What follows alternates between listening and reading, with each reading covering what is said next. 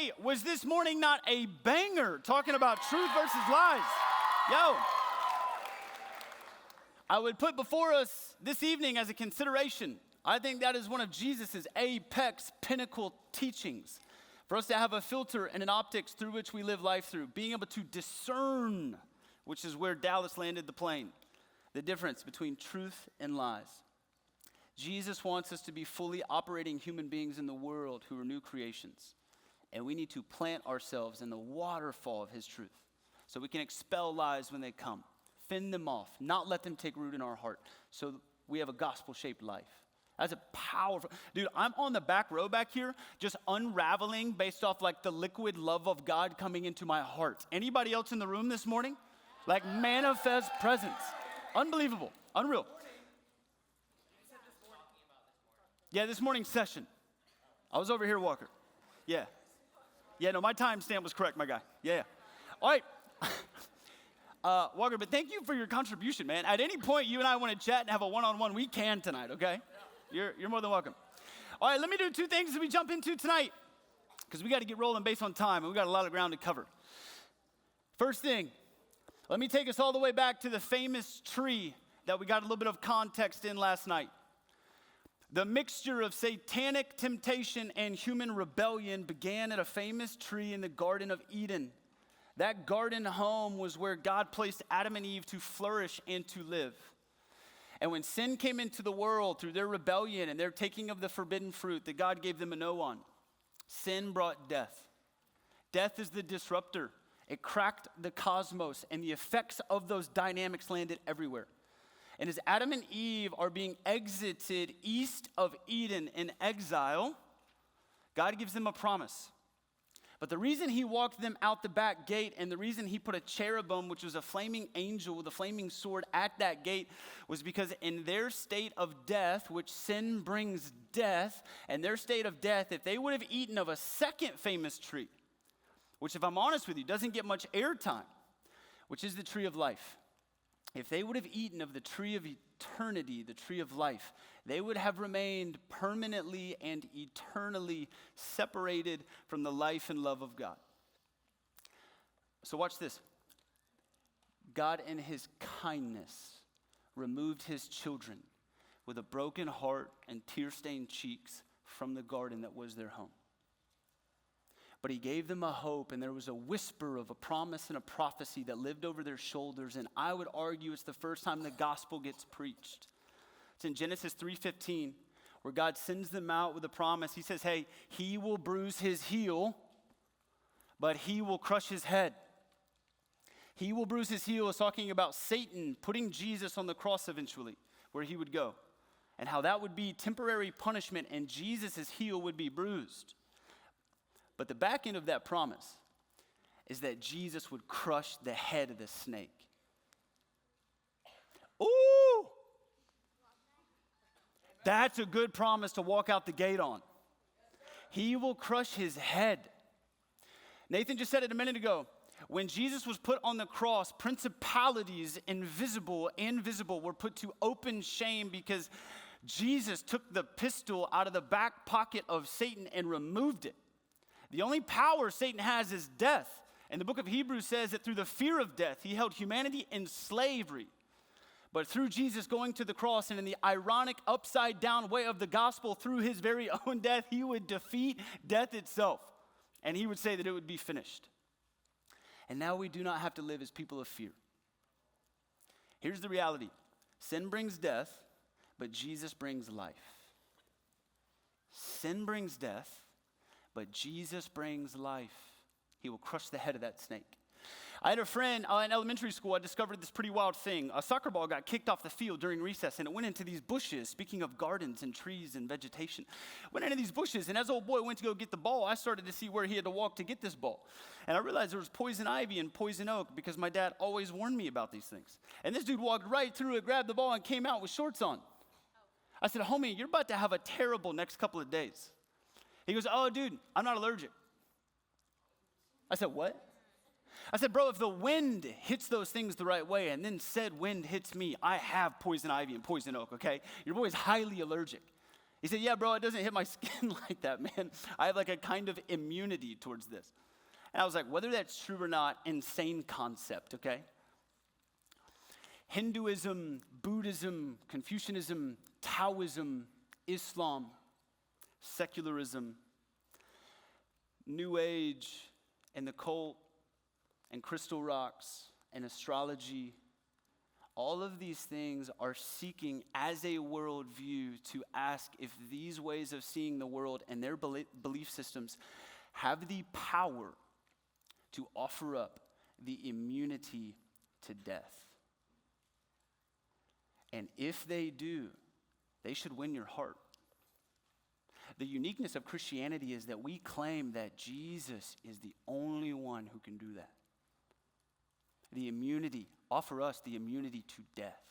If he can do that, that is revelatory.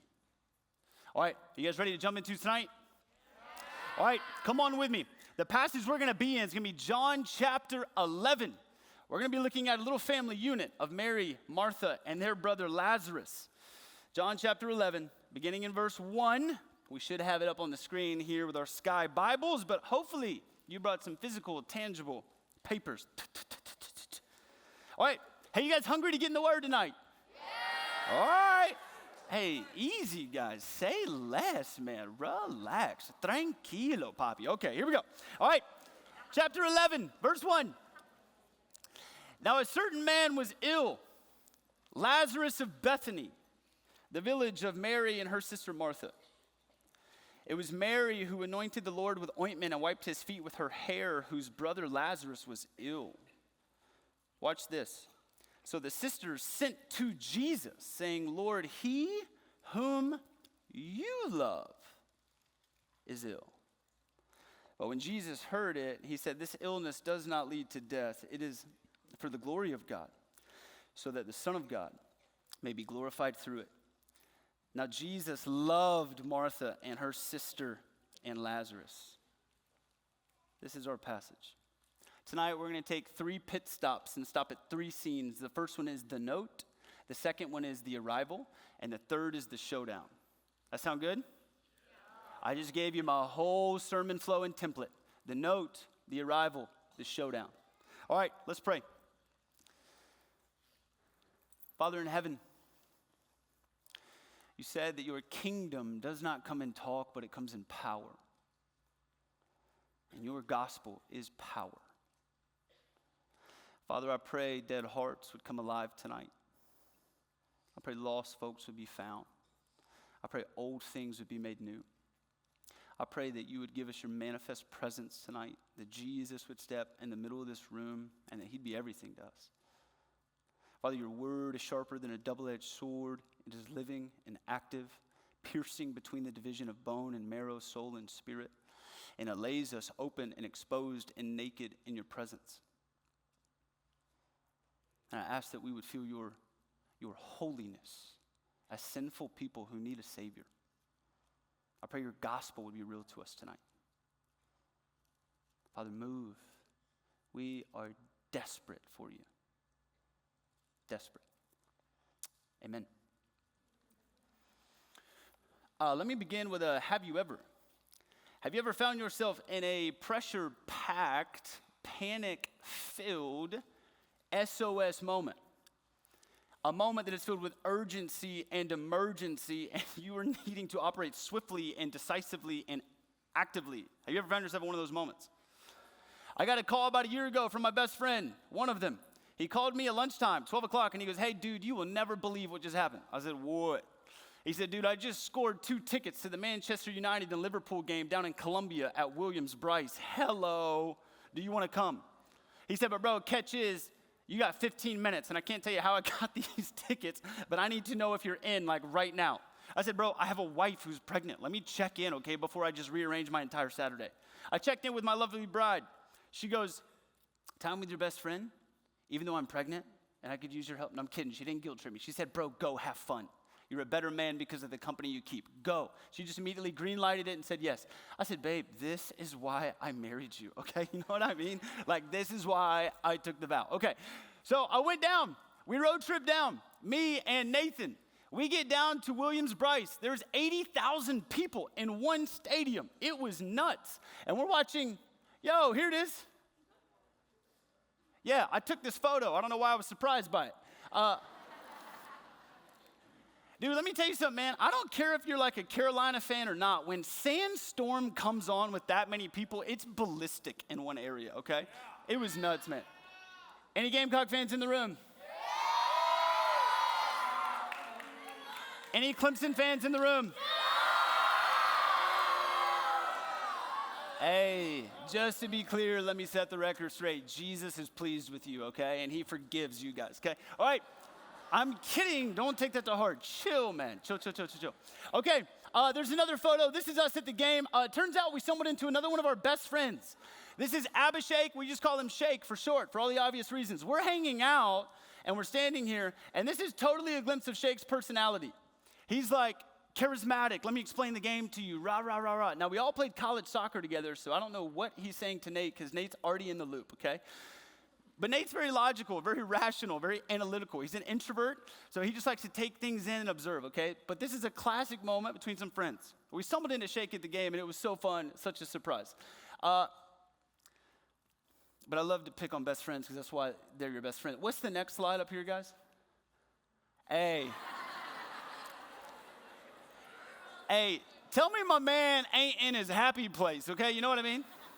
All right, long story short, we get back home. As we're driving, me and Nate, it is pouring down rain. I drop him off, I pull into my neighborhood, and then it happens. I look down my street, and as my high beams are on, I'm getting this weird refracting glare off the street. It feels like I'm looking at an optical illusion, and my eyes are complicated.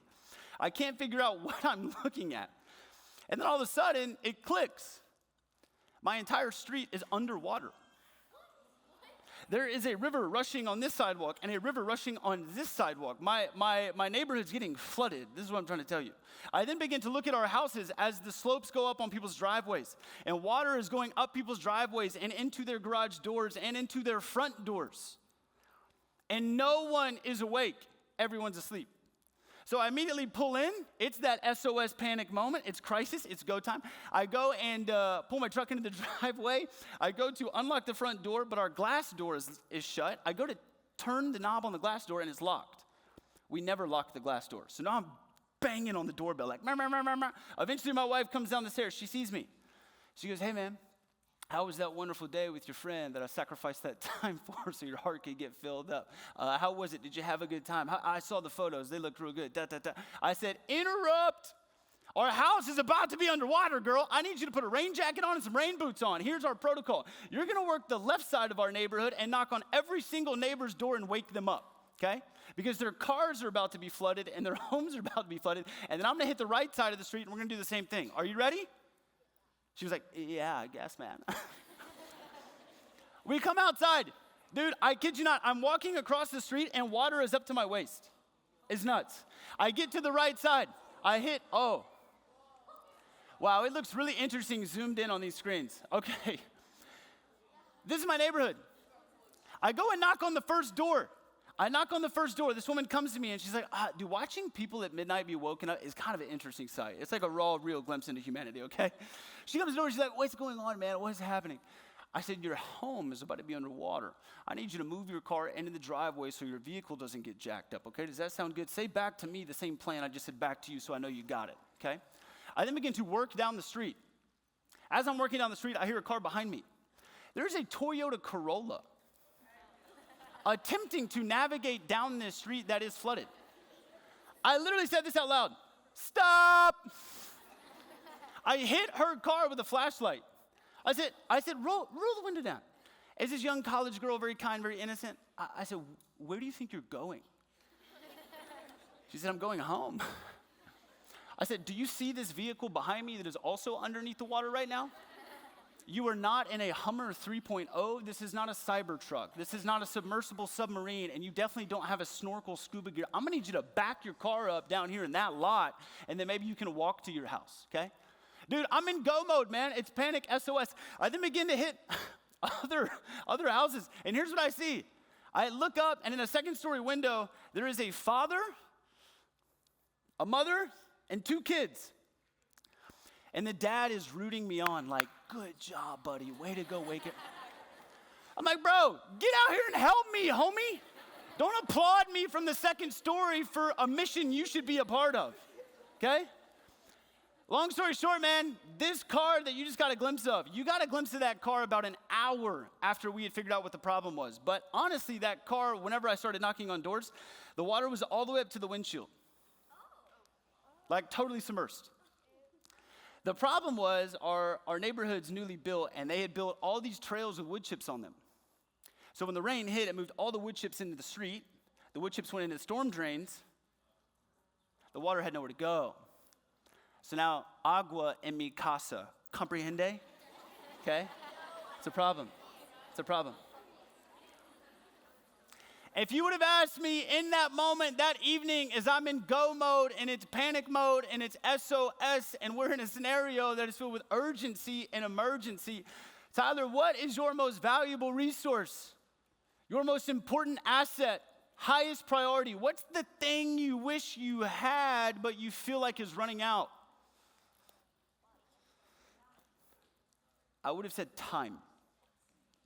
Time felt like it was slipping through my fingers like sand, and I couldn't hold it, couldn't get enough of it. Time. Which I think sheds a really interesting light on tonight's story. Here's why. Mary and Martha have a brother named Lazarus that they love, but Lazarus is on death's doorstep, and he is moments away from slipping into eternity.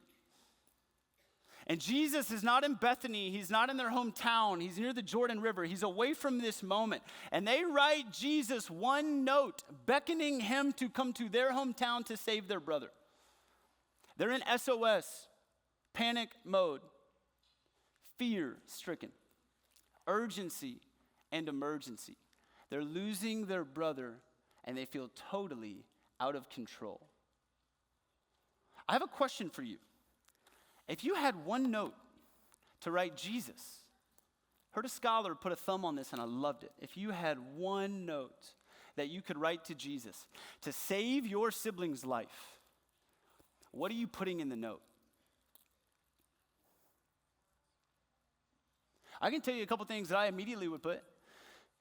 Jesus, my brother loves you, okay? He does good things for you, okay? He rolls up to church on Sundays. He serves at the potluck dinners with the old people, okay? He cares for the poor. He's passionate about you.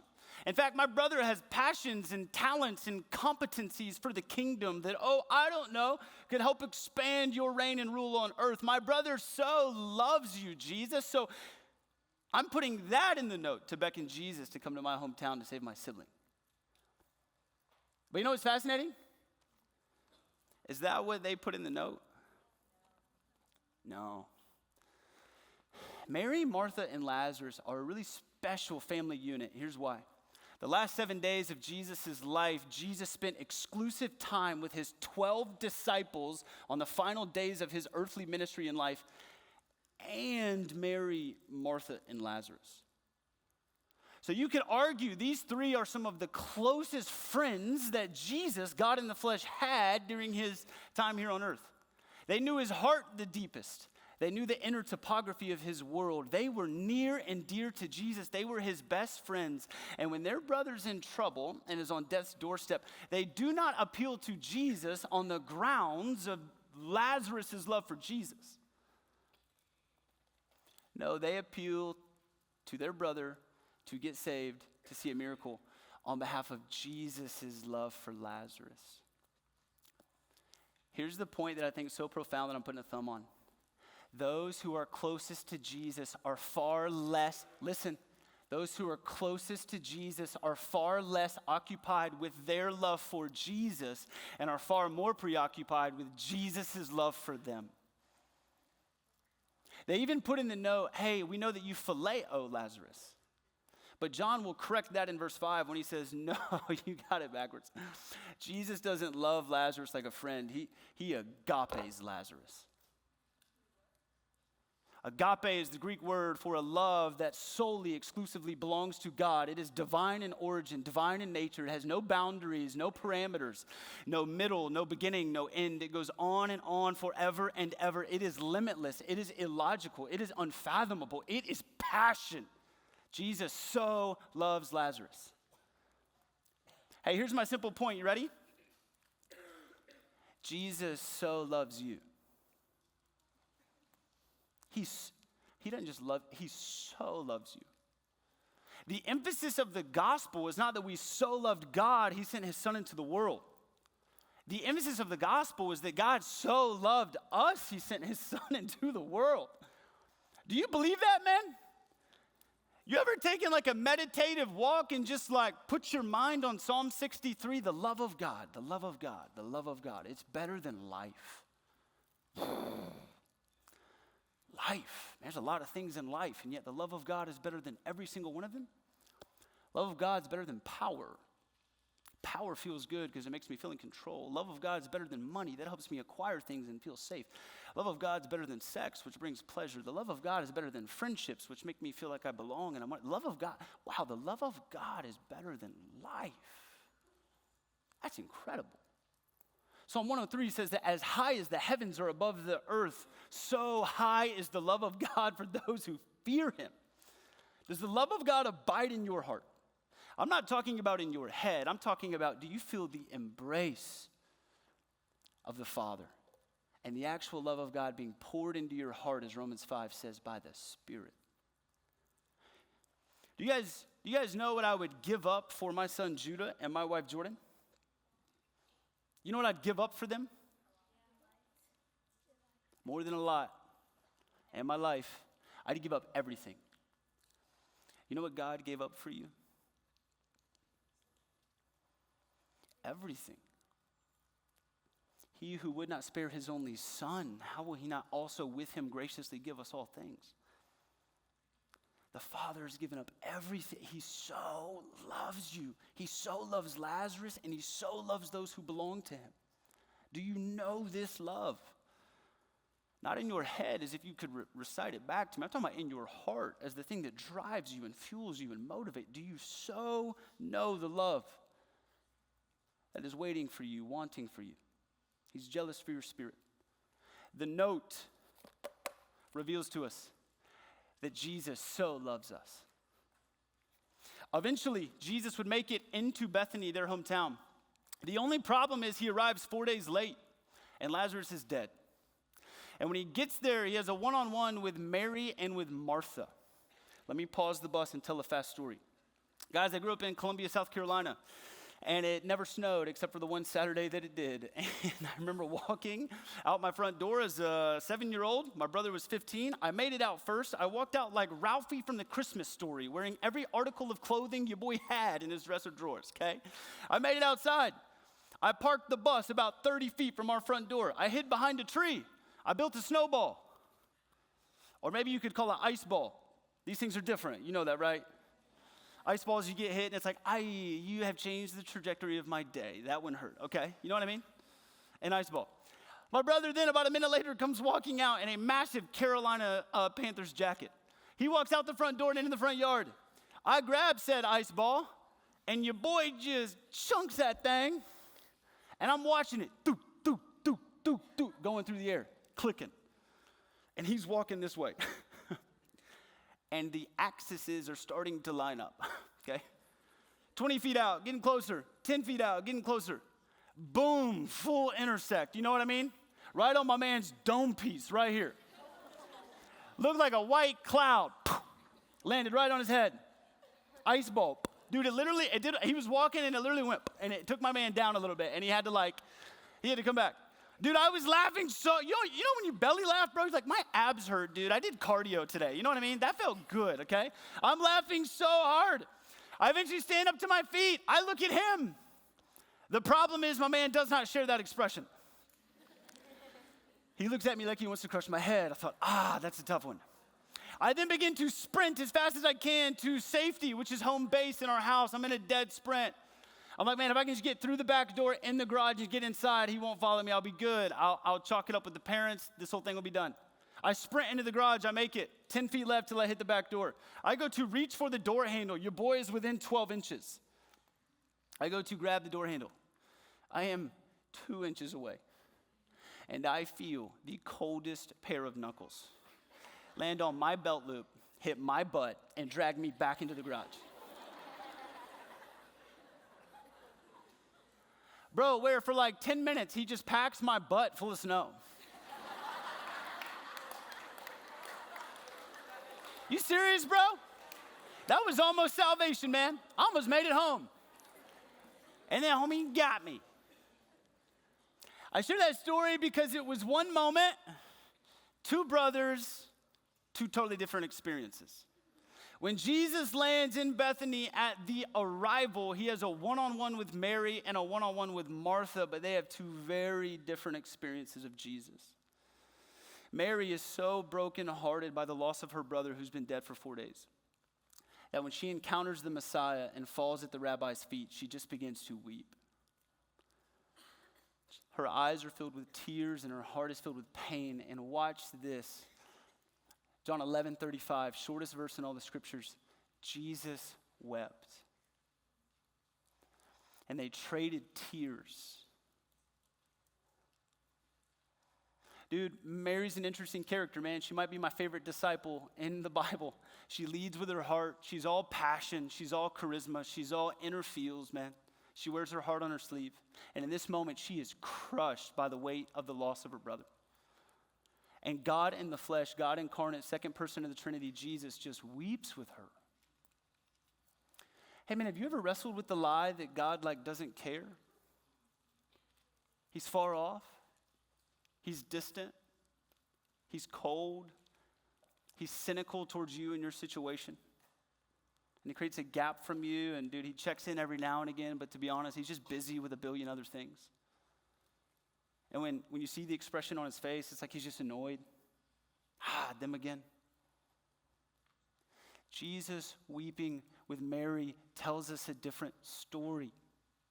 God is not any of those things. He is near. He is close. Jesus is deeply personal. And with Jesus, it is always personal.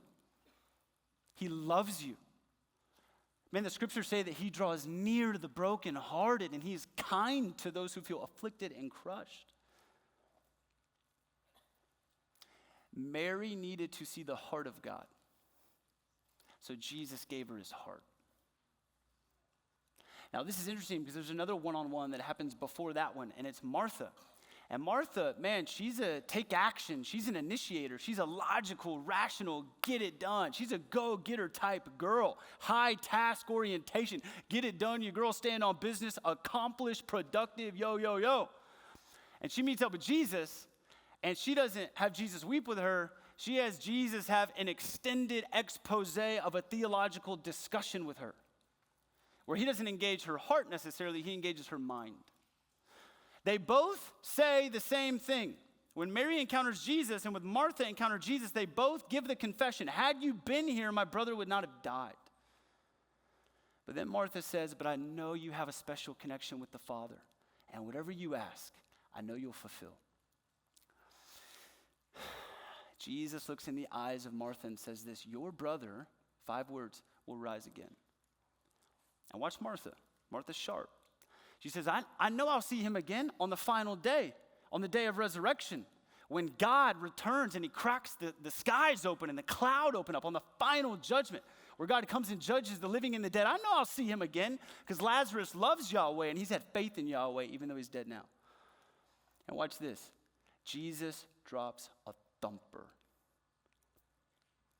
Because of her questions and because of her mind and because of her intellect, he goes, Martha, doesn't skip a beat, doesn't break eye contact. I am the resurrection and the life. Martha, whoever believes in me, though he die, yet shall he live. And the one who lives, even though he dies, that death will be a seamless transition into further life. Martha, I am the resurrection and the life. Do you believe that? And she confesses, yes, Lord, I do. You are the one to come in the Messiah. Jesus engaged Martha where Martha needed to be met, which was in the life of her mind. Mary needed an encounter with the heart of God. Martha needed an encounter with the life of the mind of God, because Martha needed a worldview big enough to hold up the reality and the weight of death. Jesus, do you hold water when it comes to the hardest things in life? I'm looking for an immunity. And Jesus drops right before her a revelatory bomb. The immunity to death is not something, it's someone. I am the resurrection and the life. Oh, would we have ever gotten that statement if she didn't ask? Gauges the life of the mind and the life of the heart. Let me ask you something. Why did Jesus engage them differently? Have you ever wrestled with that tension? I think the insight is this: because they're built differently. They have different personality proclivities, different ways of walking in the world, different ways of seeing the world. You know what's interesting? Jesus knew who was right in front of him. They were navigating pain differently, so they needed different things. Isn't that wild? The principle is this: Jesus knows you, and nothing's off limits. He knows your name. He knows what matters to you. He knows your house. He knows where you live. He knows your family dysfunctions. He knows the anxieties that live in your heart. He knows your dreams and your hopes. He even knows the greatest redemptive of potentials that could happen in your future. He knows it all. He knows. You know what David says in the Psalms? He says, Lord, before I think a thought, you see it. Before I say a word and it rolls off my tongue, you hear it. Lord, you know when I rise up and when I sit down, you discern my thoughts from afar. You hem me in behind and before. Lord, such knowledge is too wonderful for me. And we end up finding David in that psalm eventually on his knees, because he says, it's so wonderful what God knows. There's no square inch of my heart that's undiscovered to him. He knows it all, man. Whoa. A God who sees me and knows what I need when I need it. Dude, how wild is it that in the presence of Jesus, we always see in him what we need when we need to see it? He's a turning of the diamond of eternal glory and beauty and truth and goodness. And he knows us. With Jesus, it's personal. It's always personal. Wild, man. He so knows us.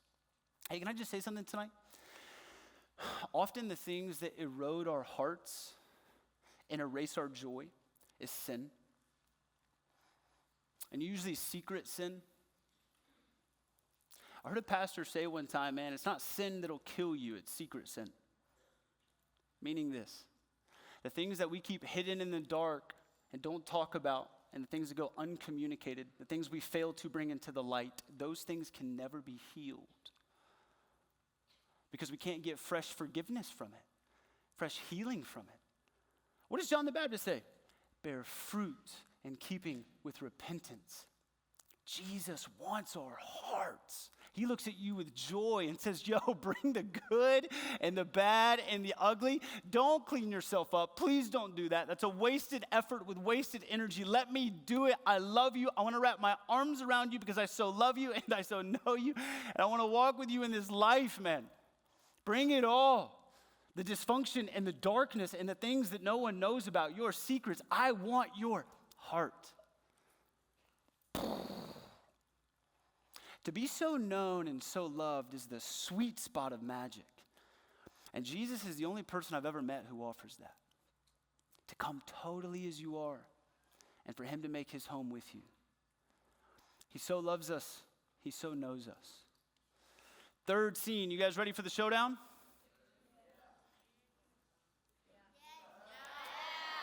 All right. All right. Just making sure the room didn't catch some Z's. Here we go, the showdown.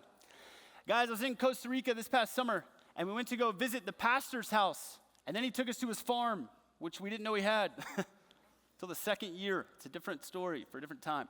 Anyways, pretty big farm. He had lots of goats and cows. But you know the one animal, the only one animal that was on the property that was exclusive just by itself, the anomaly, one of one?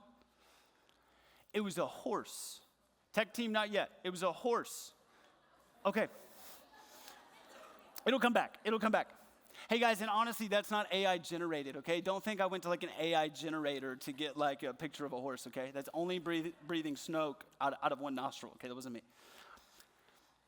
I remember, man, walking to the back of this property where he wanted to show us some things, and there was this horse, and I used the AI-generated joke because it literally felt like this horse was AI-generated, dude. The folks who were there can attest.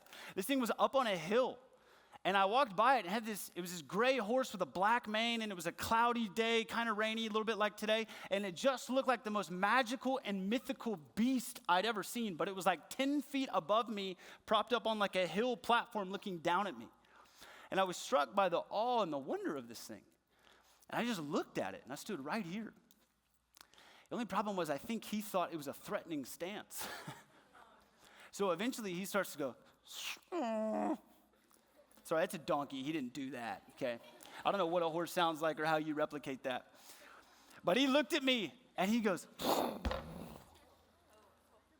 I thought, yo, relax, guy. I just wanted to say hey and snap a pic, okay? He started to get threatened. And I watched him look down on me, but not with a happy face. Homie started to snort, and he started to make some visceral groans. And homie's looking at me, and you know what I thought? Genuine first thought? Your boy's not at the zoo right now. This is not a fun, like, hey, man, let's go on, like, a happy, like, vacation, whatever, like, let's go see and tell, whatever. There's no plexiglass between us, and that fence doesn't look very big. So if he wants to jump over that fence and attack me, he will. And this horse has loads of power. It has loads of capability. This horse will jump over that fence, and he would take care of business, and I'm the business, and I don't like the situation I'm in right now, okay? He goes, and I just thought, he looks angry, and he's filled with power. This word, Jesus asked Mary and Martha to eventually take him to the tomb. And as Jesus stands across from the tomb, in John 11:38, it says this, then Jesus, deeply moved again, came to the tomb. He said, Mary, Martha, take me there. And it was a cave, and a stone lay against it. And Jesus said, take away that stone. When Jesus makes it in front of the tomb, Jesus, the resurrection and the life, standing across from the physical embodiment of death, his dead friend in a tomb. The emotions in the inner world of Jesus is one of passionate zeal and anger. Brim aomai is the Greek word. Literally, scholars say that word in the Greek is like Jesus' inner world revving up and rattling and rumbling. I know this is low-hanging fruit, but I'm not so sure we often eat of this. Do you know that Jesus is bothered by the dynamics of death? Like he's offended by death and what it is? He sees his friend in a tomb, and he's unhappy about that scenario. Jesus has lost his friend, and he is angry at the dynamics that have done that. And he stands there like a horse, brim aomai, and he's revving up, rattling and rumbling about the reality of this enemy. Do you know the final thing that will be put underneath the foot of Jesus as he transfers the kingdom back to his Father? It says 1 Corinthians 15, you know the final thing Jesus will put his foot underneath and crush its head of? It's not just a serpent, it's of death. The showdown is this. Jesus is looking at a tomb where his dead friend lays, and the embodiment and the representation of it all and its effects. And he's standing there. He said, bring me here. And he's looking across from it, and he's revving up on the inside because he hates what these things represent. And then he says this, take the stone away. And watch this. Martha says, verse 39, verse 40, she said, Lord, by this time there will be an odor, for he's been dead 4 days.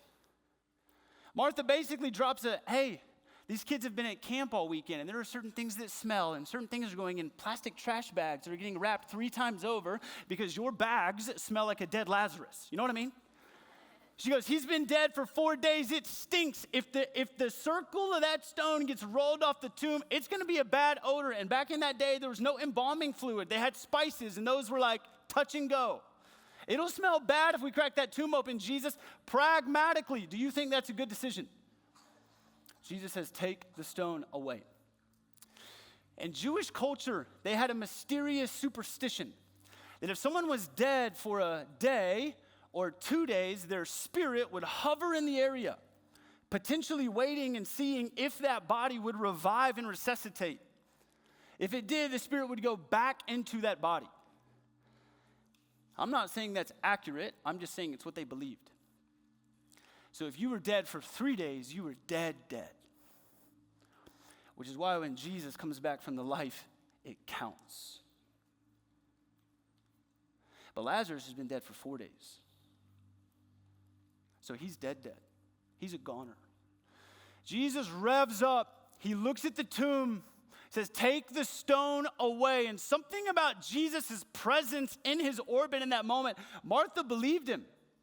And she moves the stone away, and Jesus begins to pray publicly out loud, Father, I love that you hear me because you always hear me, and your presence is my joy. But I'm not praying on behalf of me right now. I'm praying behalf on those who are getting to watch this public moment.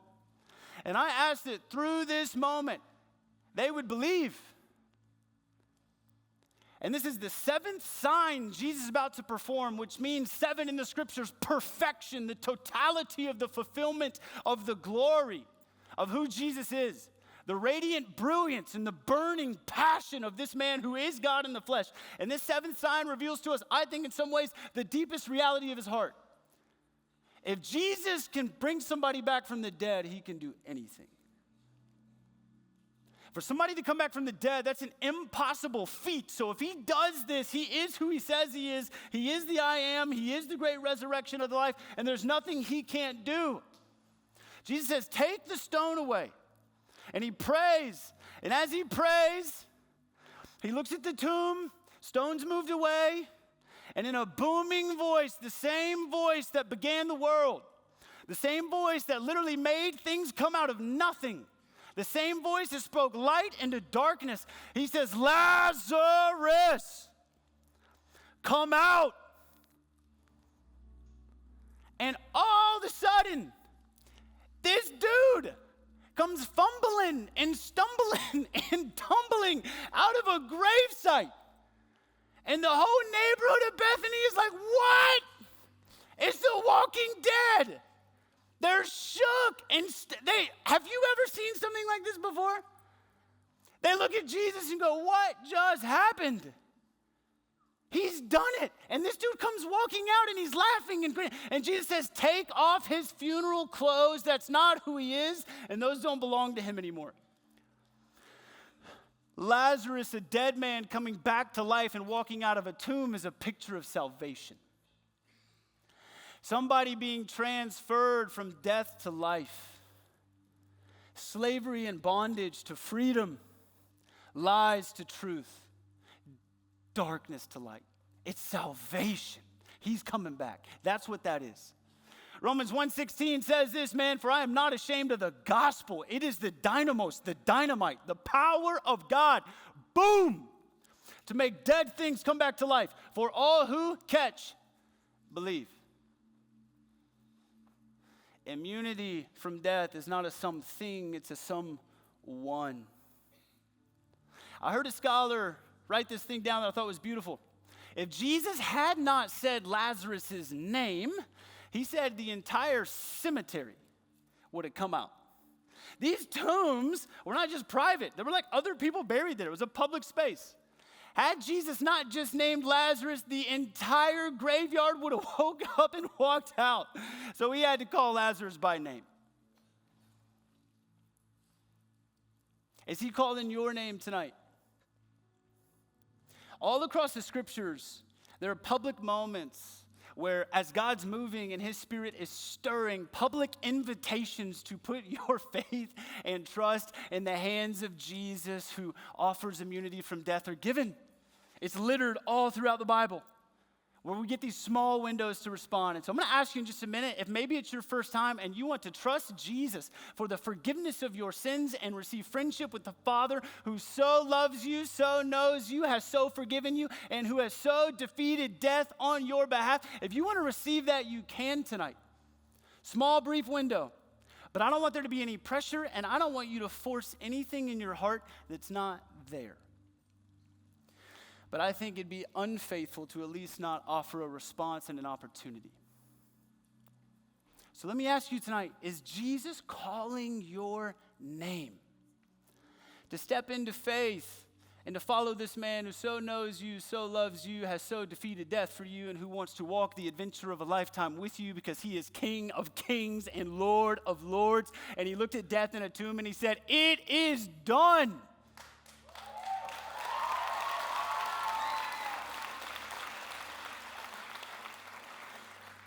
I don't know if you know this, man. Philippians 2 says that every knee will bow, every tongue will confess as the nations gather around Jesus and say, "You are Lord of lords and King of kings."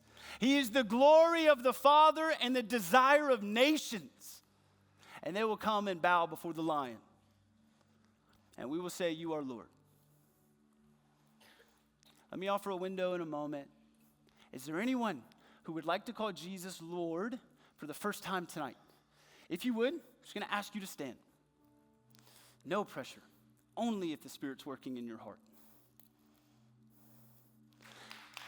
I see you, brother. I see you, sister.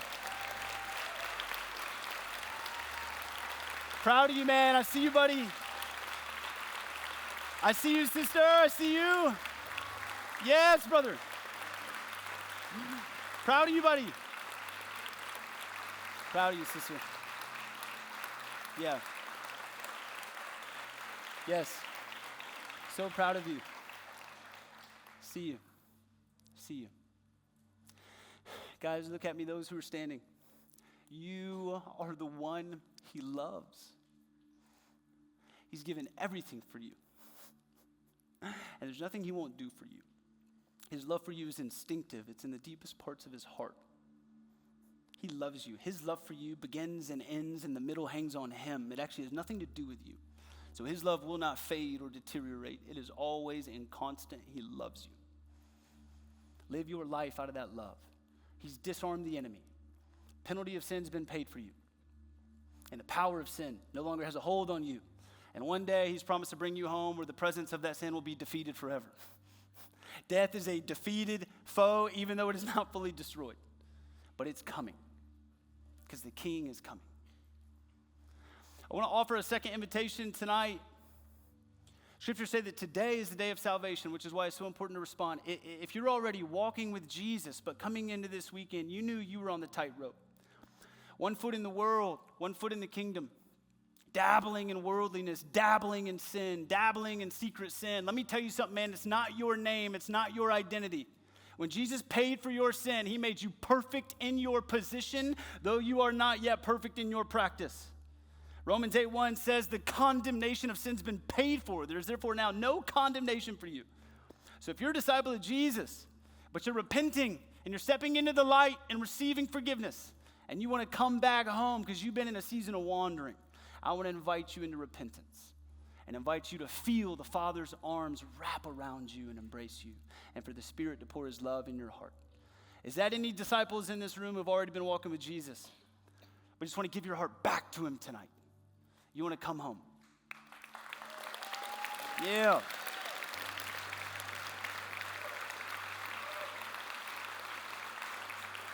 See you guys, man. Proud of you, man. So proud of you.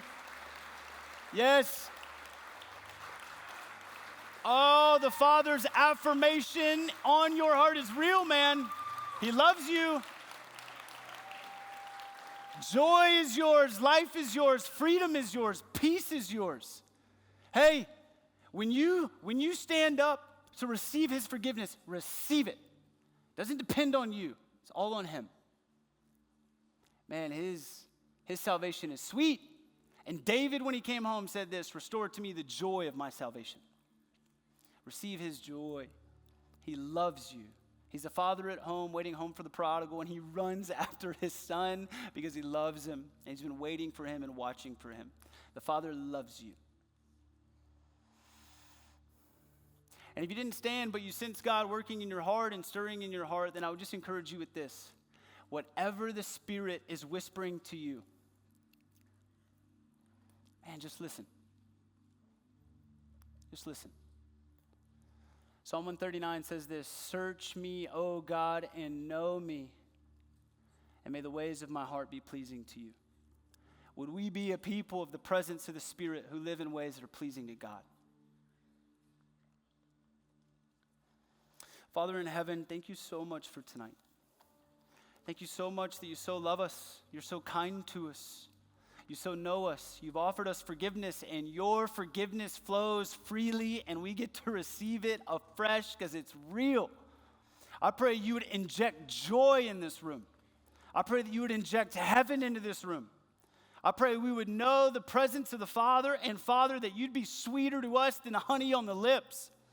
I pray you'd be more precious to us than gold, even fine gold. Would you be the treasure in the field that we've stumbled across? And we go, oh, it's life, man. It's life. Oh, Jesus is better than anything and worth everything. Father, make yourself known in here. Continue to reveal yourself to us tonight. Would we just continue to have encounters upon encounters as we get swept up in worship in just a few moments? And Father, I pray against the enemy who will already begin to sow seeds of lies and deceit and division. Father, thank you that the rulers and the principalities, visible and invisible in this world, have already been disarmed through Jesus conquering death through his death. The pistol's been pulled out of the pocket, and Jesus is king.